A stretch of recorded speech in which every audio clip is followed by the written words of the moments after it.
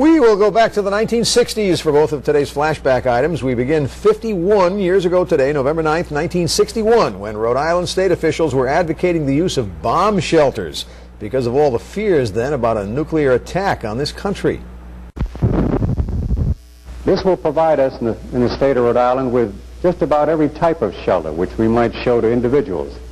In addition, we have here on my right an underground complete fallout shelter, which is one that might be built underground. And in this era, because of the fear of communism, many Rhode Islanders built these shelters in their backyards just in case of an emergency.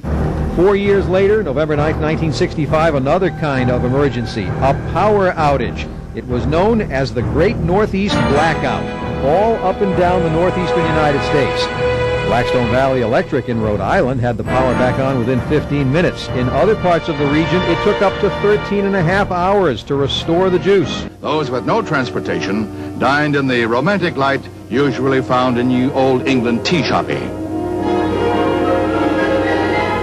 Did he just say tea shoppy? Those with no transportation dined in the romantic light usually found in New Old England tea shoppy.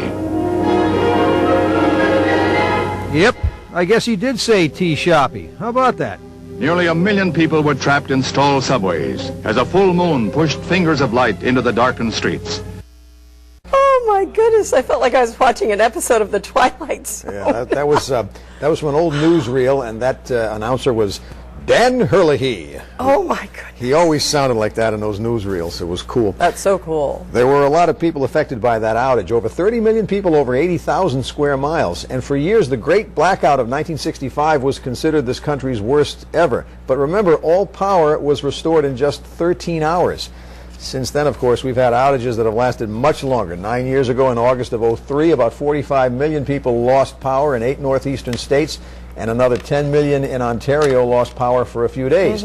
And the week-long outage last August from Tropical Storm Irene, and the continuing outage for some people from Sandy last week and the storm this week are still fresh in people's minds. Those poor people on Long Island and New York still don't have power. Yeah. They've lost it for like a week and a half, and they may not get it till early next week. So yeah, it's a pretty bad situation. anyway,